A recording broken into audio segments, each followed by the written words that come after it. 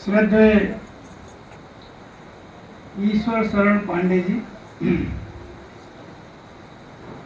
आदरणीय प्रमोद शर्मा जी, रघुनाथ तिवारी जी, मैंने प्रथम जो नाम लिया ईश्वर शरण पांडे जी। हम आप एक गीत गाते हैं, गुरु की छाया में शरण जो पा गया उसके जीवन में सुमंगल आ गया। तिवारी जी बीच बीच में पांडे जी के विषय में बताते रहते हैं। विगत कई वर्षों से पांडे जी का स्नेह और सानिध्य बालाघाट के परिजनों को मिलते रहा है। शरण और समर्पण गुरुदेव के लिए उनकी जीवन की जो सादगी है और जो विचार हैं उत्तर ऊंचे विचार, वो अनुकरणीय हैं। मुझे सौभाग्य प्राप्त है कि सन 78 में पूज्य गुरुदेव का प्रथम सानिध्य मिला। गायत्री तपोभूमि मथुरा के प्रथम व्यवस्थापक श्रद्धेय लीलापत जी, फिर चैतन्य जी और अब पांडे जी, सभी का बहुत स्नेह और सानिध्य मिला। बालाघाट से कल हमारे आदरणीय डॉक्टर चारुदत्त जोशी जी जो मुख्य प्रबंध ट्रस्टी हैं, इसके पूर्व में मैं मुख्य प्रबंध ट्रस्टी था, और अभी अभी हमने एक बहुत शानदार टीम बना दी है पूरे जिले को रन करने के लिए। मैं आज इस वर्तमान परिप्रेक्ष्य में और इस प्रथम युग तीर्थ को, जिसे पूज्य गुरुदेव ने 1953 में प्राण प्रतिष्ठित किया, स्थापित किया और कितनी बड़ी तपस्या की, 24 दिन की तपस्या आप सबने सुनी है। आत्मीय भाई और बहनों, तपस्या के बिना जीवन में सफलता मिलना मुश्किल है। पूज्य गुरुदेव ने 4 सूत्र दिए: प्रामाणिकता, विश्वास, सहयोग और सफलता। ये जो प्रामाणिकता है ये बिना तपस्या के नहीं आ सकती, और प्रामाणिकता नहीं आई तो सहयोग नहीं मिल सकता, और सहयोग नहीं मिल सकता तो सफलता कैसे मिलेगी। आदरणीय शर्मा जी के भी तात्पर्य जो थे, अभी जो बोल रहे थे हमारे आत्मीय भाई साहब, उसके पीछे भी आप मूल में जाएंगे तो यही बात निकलेगी। इन 4 सूत्रों को हमें डेवलप करना ही पड़ेगा, और फिर हमारी यदि इनको हमने डेवलप कर लिया तो मान के चलिए कि हमारी जो सिक्का क्या बताएं साहब, कोई सुनता ही नहीं है। क्यों नहीं सुनता? क्योंकि प्रामाणिकता नहीं, प्रामाणिकता नहीं, इसलिए नहीं सुनता। पूज्य गुरुदेव ने जब आत्मीयता के विस्तार की बात कही तो आत्मीयता के विस्तार में कहीं ना कहीं कोई कमी है। मैं आपका ध्यान आकर्षित इस तरफ करना चाहता हूं, आप सब पूज्य गुरुदेव को विगत कई वर्षों से पढ़ते आए हैं। कई लोग यहाँ ऐसे बैठे हैं जिनको बहुत सानिध्य उनको मिला है। यात्रा में उनके साथ चलने का मौका मिला है, प्राण प्रतिष्ठा में गए हैं, शांति कुंज में उनके साथ बैठे हैं, तपोभूमि में उनके साथ बैठे हैं। ऐसे बुजुर्ग भी यहाँ पर होंगे, और मुझे भी वो सौभाग्य मिला। मैं आपको एक छोटा सा संस्मरण बता रहा हूँ। शाम का समय था, संध्या का समय था, और मैं प्रथम परिव्रज्य शिविर में 1978 में सितंबर महीने में गया था। 22 दिन गुरुदेव का सानिध्य मिला। शाम का समय था। पूज्य गुरुदेव, आप पुरानी वो कुर्सी देखते हैं सोफे वाली, एक गद्दी वाली, उस पर बैठे थे, एक खादी का कुर्ता, और मैं जब पहुंचा तो वहां पर 2-3 लोग और थे, और एक लखनऊ के, अभी संयोग ऐसा है कि लखनऊ का ही उद्बोधन चल रहा था, और लखनऊ से ही एक फोटोग्राफर वहां पहुंचे भाई साहब, और उन्होंने कहा गुरुदेव मैं आपकी एक फोटो खींचना चाहता हूँ, आप अपना हाथ ऐसा कर दीजिए, यानी भरत मुद्रा में कर दीजिए। तो पूज्य गुरुदेव ने क्या कहा मालूम है? बेटा मैंने तो हमेशा ऐसे हाथ करके परिवार को बनाया है, मैं ऐसा हाथ नहीं करता, तुम मेरी ऐसी फोटो ले लो। और वो फोटो मेरे पास में है, और फोटो एक फोटो और, बेटा तू भी बैठ जा, तेरी फोटो खींचवा देता हूँ मैं। तो वो फिर लखनऊ वाले फोटोग्राफर भाई साहब ने फोटो खींची थी और मुझे बाई पोस्ट भेजी थी। कभी कभी सोशल मीडिया पर बहुत से परिजन हैं जिनसे मैं पर्सनल नहीं मिल पाया होगा, लेकिन सोशल मीडिया से मुझे बहुत ज़्यादा जानते हैं, फेसबुक से मुझे बहुत ज़्यादा। मैं बताना ये चाहता हूँ कि पूज्य गुरुदेव के पास जब उस समय पहुँचे तो 3-4 बार मैं उनसे कुछ खास जो मतलब उनकी जो प्रेरणा थी, खास जो थी वो प्रेरणा थी, वो प्रेरणा क्या देना चाह रही थी। वो हम में, आप में महापुरुष खोज रहे थे, प्राणवान कार्यकर्ता खोज रहे थे। कैसे खोज रहे थे? मैं एक वानगी दे रहा हूं आपको। बेटा क्या करते हो? पढ़ रहे हैं, LLB कर रहे हैं। अच्छा, किसकी वकालत करोगे? धर्म की करोगे कि चोरों की करोगे? मैंने कहा गुरुजी धर्म की करूंगा। बेटा तू यहाँ आ जा, जितने दुनिया के महापुरुष हुए हैं वो इसी उम्र में घर के बाहर निकले हैं। वो जो गुरुदेव का कहने का क्या आशा है? वो हमारे आप में एक महापुरुष की छवि देख रहे हैं, भविष्य की, एक महामानव की छवि देख रहे हैं, एक प्राणवान कार्यकर्ता की छवि देख रहे हैं, और वहां जागरण कर रहे हो कि तू यहाँ आ जा, तेरी यहाँ जरूरत है, तेरी हर चीज की पूर्ति हम यहाँ पर करें। मित्रों, पूज्य गुरुदेव ने यही सब देख करके पूरे के पूरे मिशन को खड़ा किया। आज कोटि कोटि लोग इससे जुड़े हुए हैं।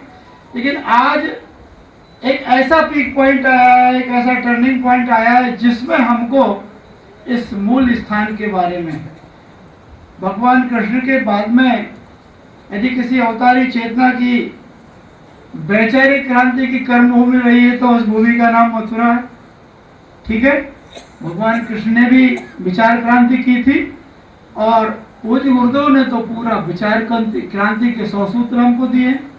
ये उनकी मूल कर्म भूमि है। इसके बाद ही वो 1971 में यहाँ से शांति मिली।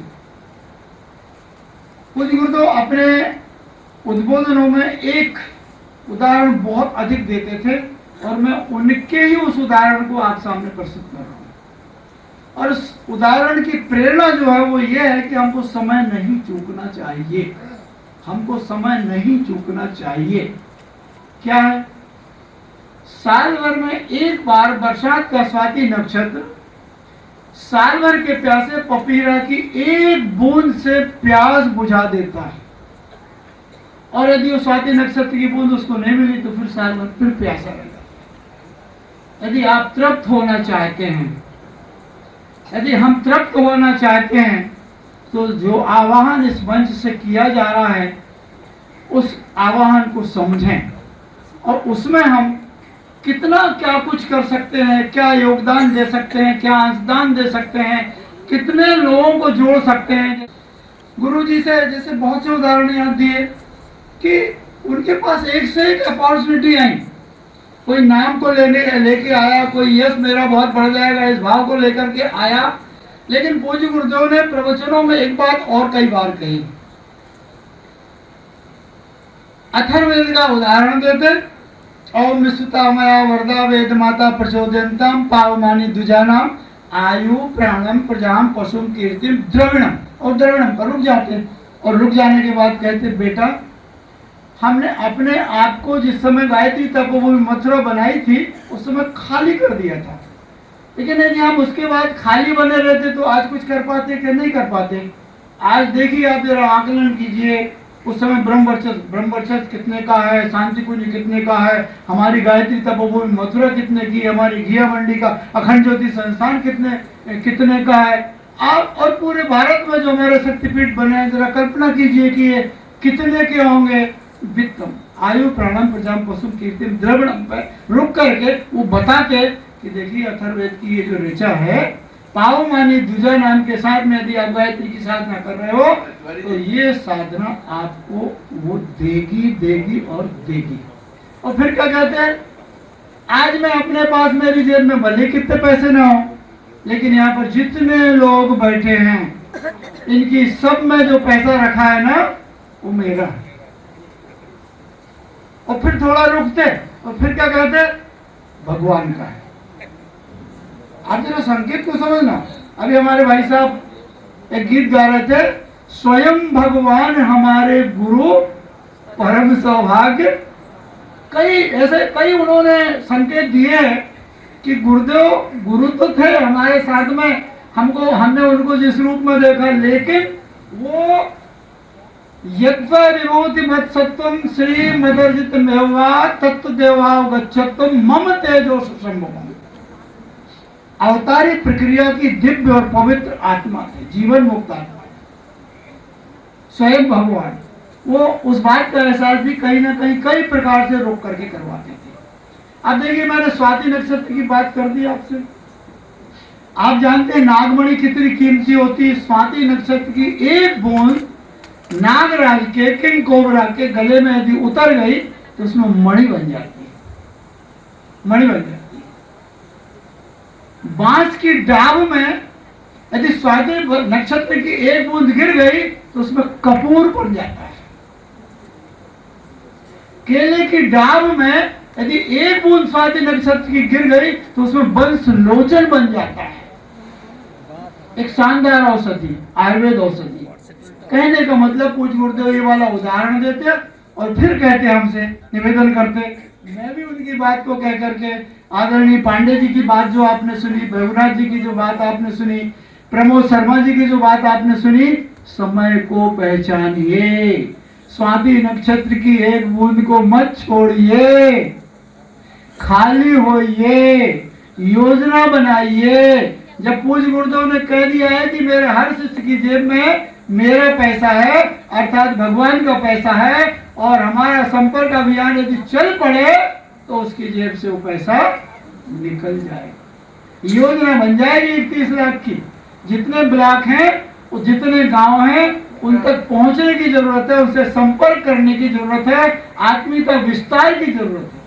सोशल मीडिया पर आप सीमित मत रहिए, सीमित मत रहिए, असीमित बनिए, अच्छे लोगों से जुड़िए, अच्छी पोस्टिंग कीजिए, अच्छे प्रेरक संदेश दीजिए। देखिए आपसे लोग कैसे नहीं जुड़ते। अपने व्हाट्सएप पर इसको ले जाइए, अपने फेसबुक पर ले जाइए, प्रेरणा के साथ। केवल आप ये लिख देंगे गायत्री तो मथुरा का मंदिर बन रहा है, आप लोग ना भाई ना, प्रेरणा कैसे दे सकते हैं। मैंने आपको पूज्य गुरुदेव की वो सब बातें बताई कि हम सबको जागृत करने के लिए, हमारे अंदर के महापुरुष को जगाने के लिए, महामानव को जगाने के लिए, वो जो तत्सवितुर्वरेण्यम भर्गो देवस्य धीमहि धियो यो न प्रचोदयात् वाली बात जो है कि उस सद्गुणों के पुंज को हमारे अंदर वो कैसे विकसित करें, वो देखते थे। वो उस प्रेरणा की जरूरत है, प्रेरक कोटेशंस के साथ में, महत्व के साथ में। देखिए गायत्री शक्ति जो है इस समय पूज्य गुरुदेव की भाषा में महाविद्या के रूप में पूरी दुनिया में काम कर रही है। और यदि वो महाविद्या नहीं होती तो आज गायत्री मंत्र के माध्यम से जनरल एजुकेशन की आवश्यकता नहीं होती। आदरणीय शर्मा जी ने बताया अभी कि हम स्कूल में, कॉलेज में कैसे बच्चों के बीच में जानते हैं।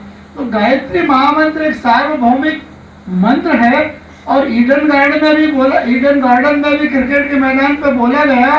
तो होली में पाकिस्तान में एक गायिका ने उसको गाया, तो अमेरिका के सीनेट में गंगा जल गायत्री मंत्र पढ़ करके छिड़का गया। गायत्री महामंत्र है और गायत्री महामंत्र को लेकर के हम यदि अपने निवेदन को, अपने संगठन को मजबूत करते चलेंगे तो इसमें कोई भी दो मत नहीं है। देखिए आदरणीय पांडे भाई साहब ने श्रद्धेय मृत्युंजय शर्मा जी से चर्चा करके केवल 100 सेंटर बनाने की बात सोची, जबकि हमारे भारत में जिले कितने हैं? 450 के ऊपर जिले हैं साहब, 450 की। लेकिन 100 सेंटर बनाने की बात हुई। ये 100 सेंटर अधिक से अधिक यहाँ पर जितने अग्रणी, देखिए अधिकांश जगहों पर जिले का मुख्य प्रबंध ट्रस्टी और जिले का जिला संयोजक, ये एक उत्तर रहता है तो एक पूर्व रहता है। मेरा एक निवेदन है कि उत्तर जो है प्रवाह की दिशा है, प्राण लेने की दिशा है। दक्षिण वाला उत्तर की ओर मुंह कर ले, दोनों का मुंह एक तरफ हो जाएगा और गुरुजी का काम सरल हो जाएगा। ये उत्तर दक्षिण का मुंह अच्छा नहीं होता, बहुत बुरा होता है। केवल एक बात करना है, दक्षिण वाले को टर्न होकर उत्तर की ओर। पूज्य गुरुदेव ने क्या कहा? सवेरे उठ जाओ, बैठ जाओ, उत्तर की ओर मुंह कर लो, नहाओ नहीं नहाओ कोई बात नहीं, लेकिन बेटा सीधी कमर सत की करके बैठ जाओगे, मेरा ध्यान कर लोगे, मेरे से बात करोगे, मैं अपना प्राण प्रवाह दे दूंगा तुमको। वो मलयाचल की शुचि शीतल मंद सुगंध समीर जो है ना, उसका निश्चित रूप से आपको चेतना मिल जाएगा। धन्यवाद खजांची जी।